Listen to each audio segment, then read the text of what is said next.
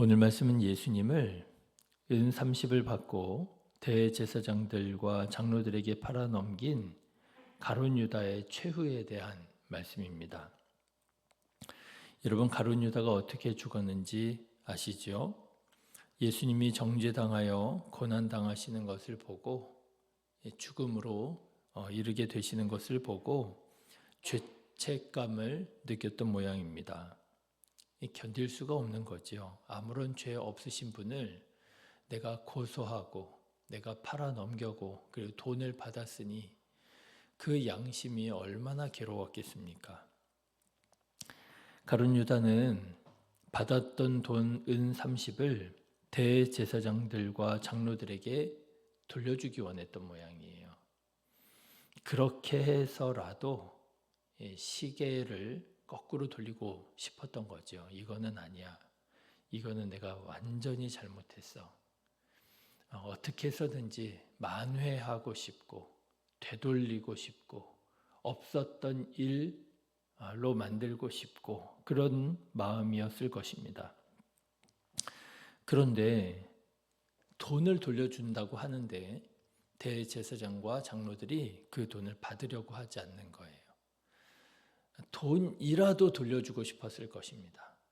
예수님을 그제 와가지고 다시 무죄 방면하고 이런 거는 둘째치고 그 돈을 내가 가지고 있는 것 자체가 이게 견딜 수가 없었을 것이고요. 그래서 그 돈을 다시 돌려주려고 했던 건데요. 그마저도 대제사장들이 그 돈을 받으려고 하지 않는 거예요. 네가 알아서 해. 이런 거죠. 엄청나게 괴로웠던 모양입니다.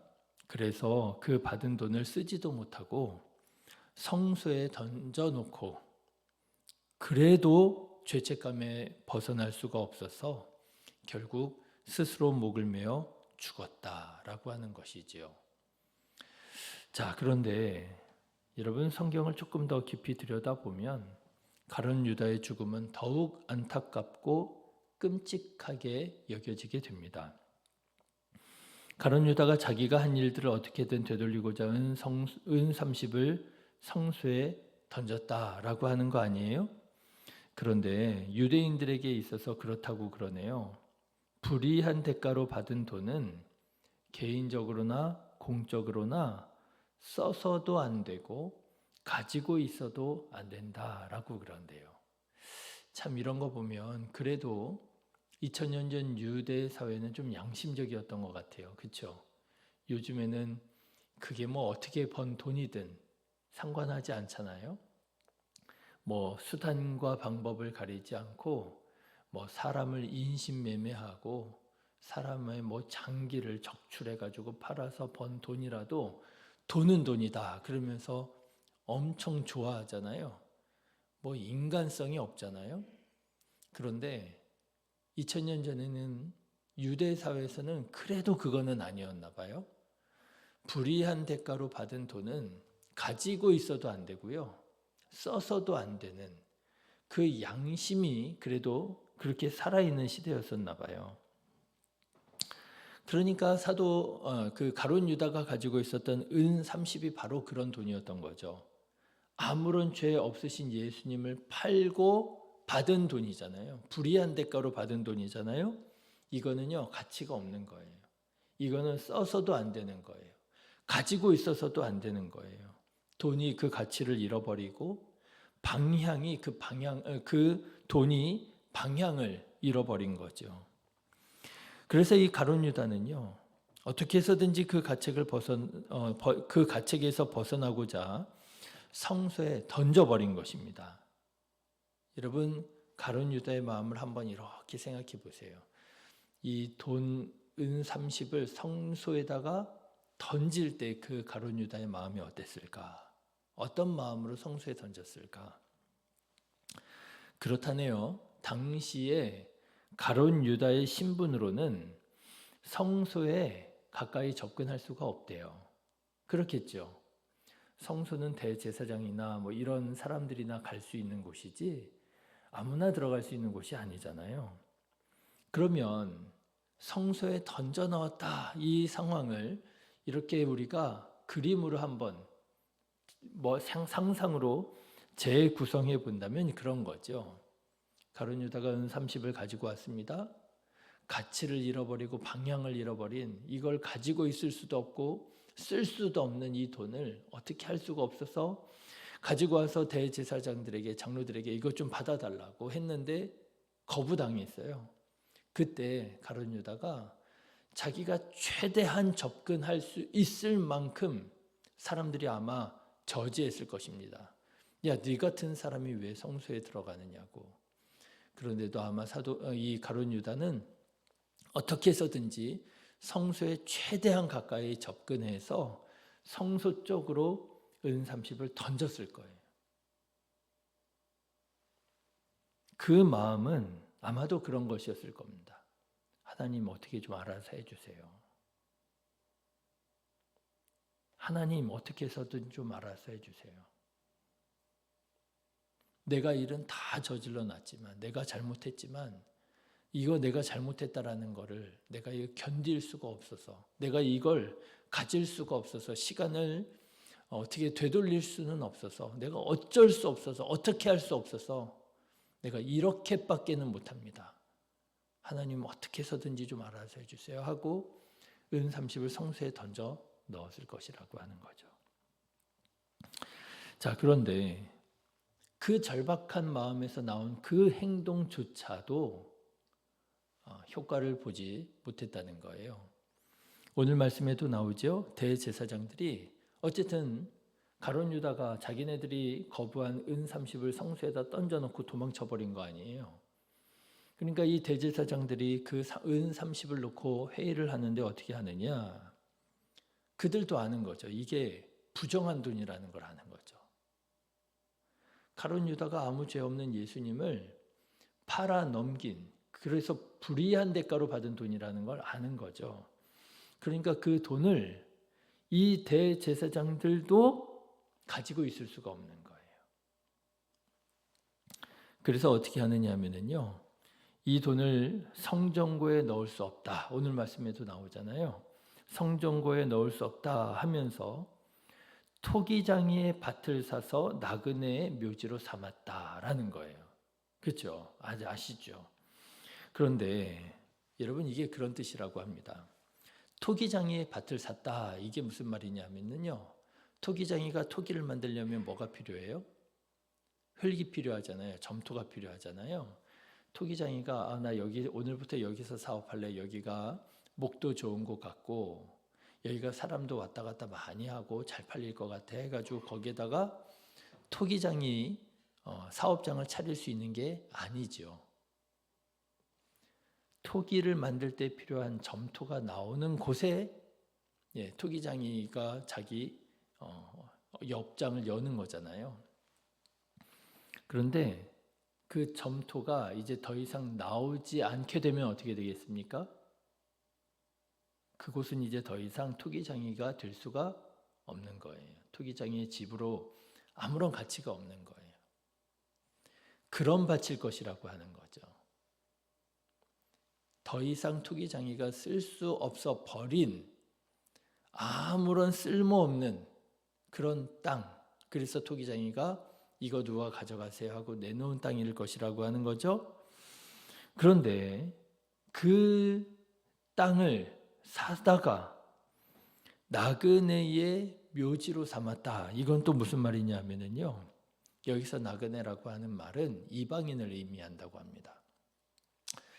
여러분, 유대인들이 이방인을 부정한 자라고 여기잖아요.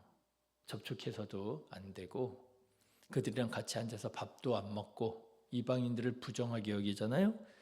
그런데 유대인들이 또 부정하게 여기는 게 있어요. 뭐냐면 사람이 죽은 그 죽음을 부정하게 여기잖아요.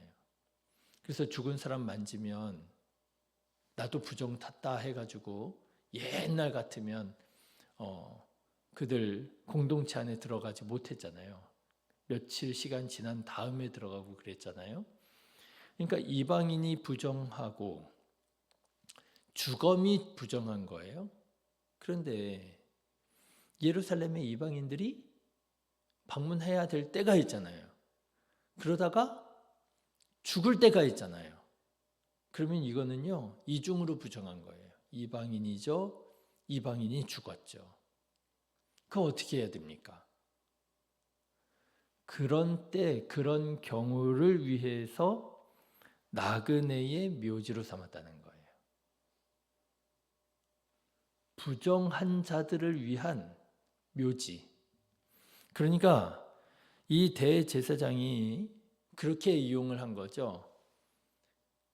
불의한 대가로 받은 이 부정한 돈을 어떻게 써야 되겠느냐? 이거 가지고 있을 수도 없고.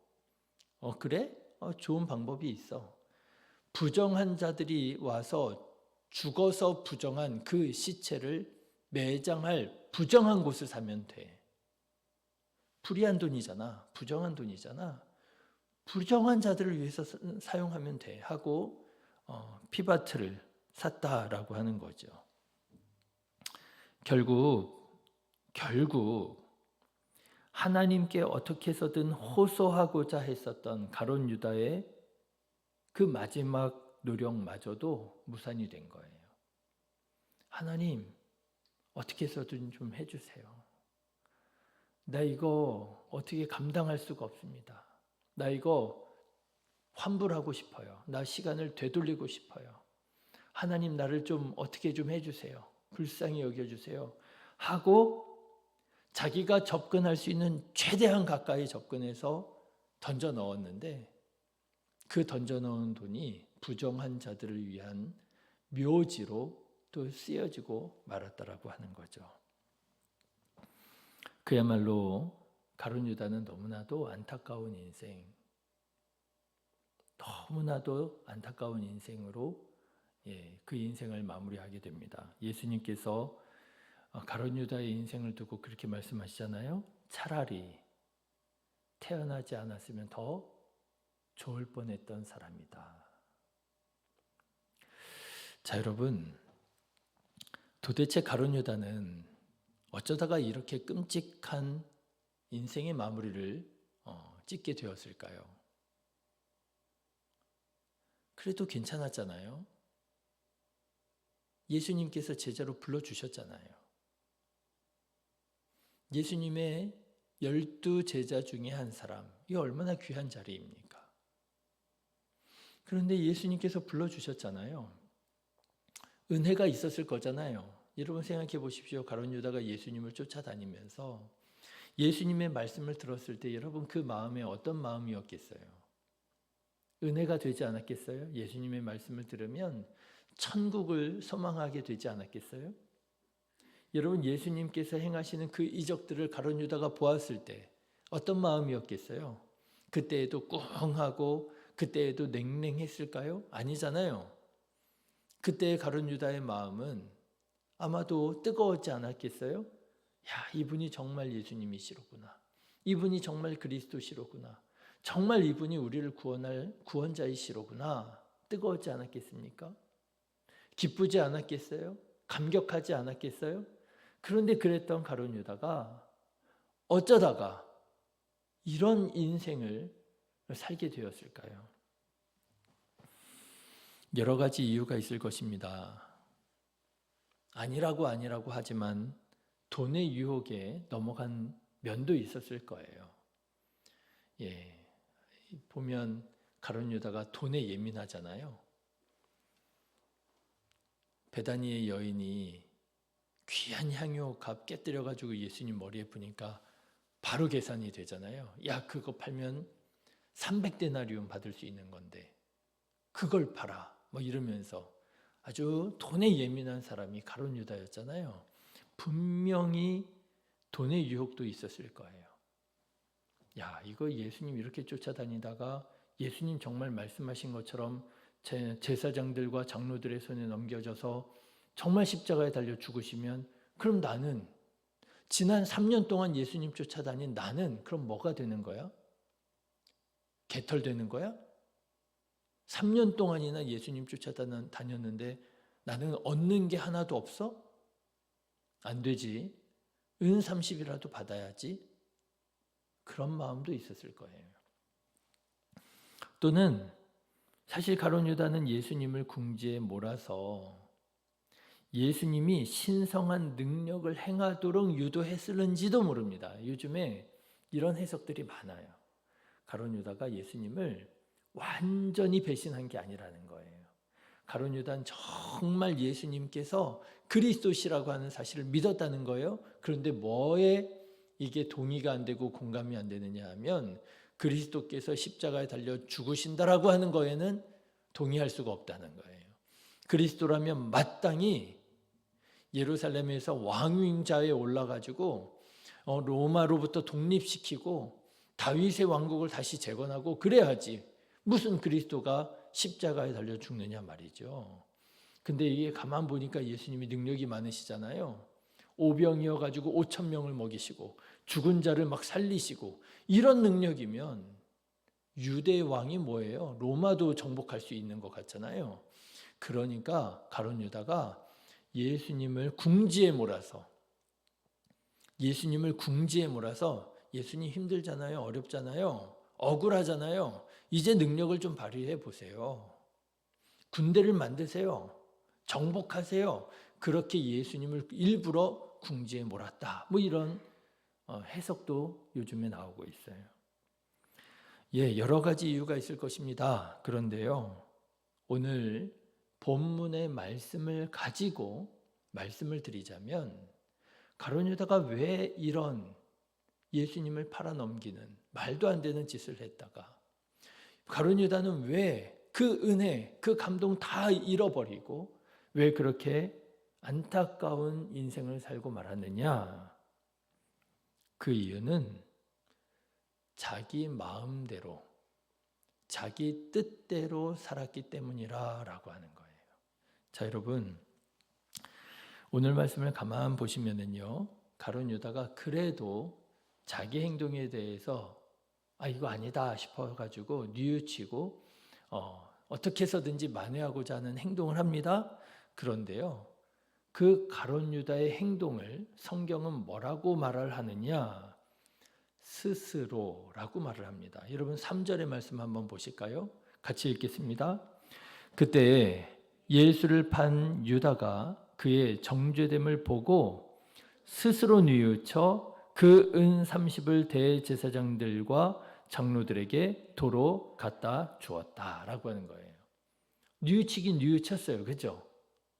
양심의 가책을 받아서 뉘우치긴 뉘우쳤어요. 이건 아니야. 이건 잘못했어. 이거 이제라도 어떻게 좀 돌이킬 수 없을까? 그런데요, 여기서 뉘우쳤다라고 하는 말은 우리가 잘 아는 회개했다, 메타노이아라고 하는 말이 아니에요. 여기에서 뉘우쳤다라고 하는 말은요, 메타멜레데이스라고 하는 말인데 이거는 그냥 정말 후회했다 하는 정도예요.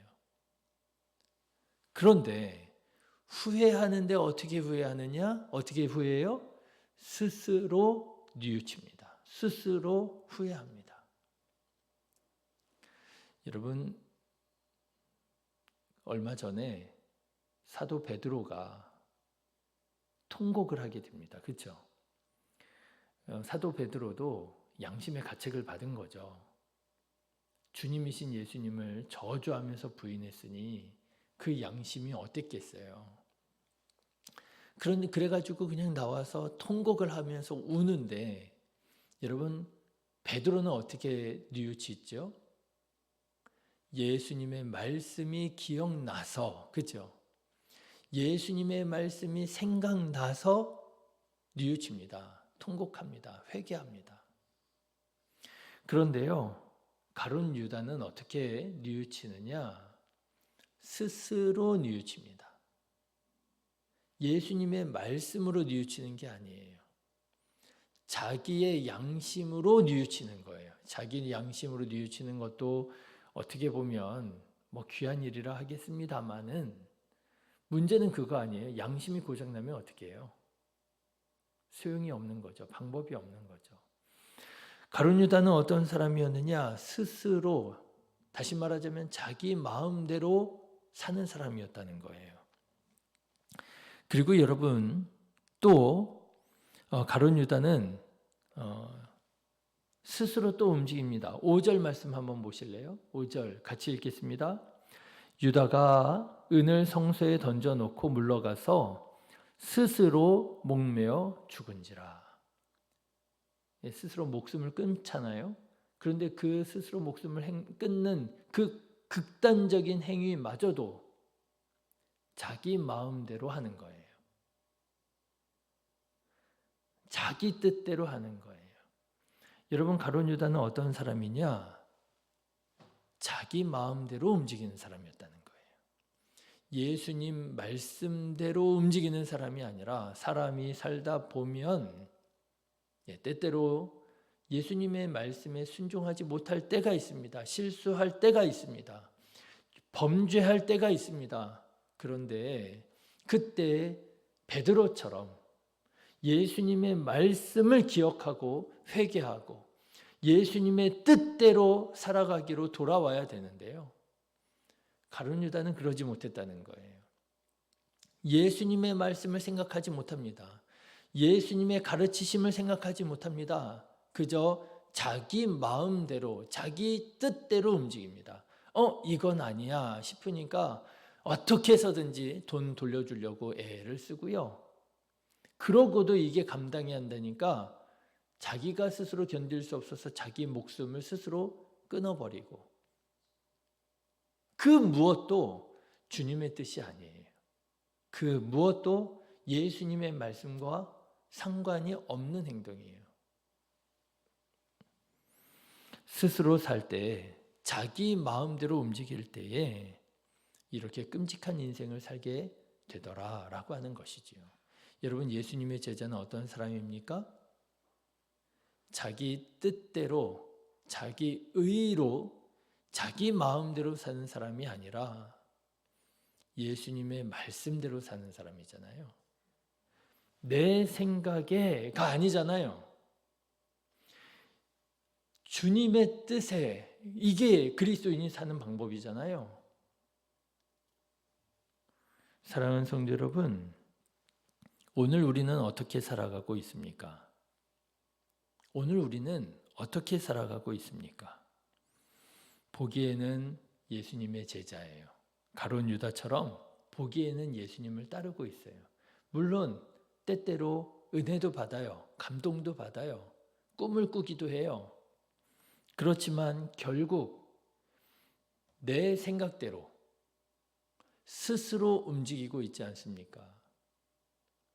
내가 생각할 때 좋은 대로, 내 양심대로 신앙생활하고 있지 않습니까? 자칫 잘못하면은요, 가룟 유다처럼 될 수 있어요. 내가 생각할 때 옳은 대로. 그러면 여러분, 자칫 잘못하면 가룟 유다처럼 될 수 있어요. 끔찍한 결과를 맞이하게 될 수도 있습니다. 그 누구에게도 받아들여지지 않는 삶이 될 수 있고요.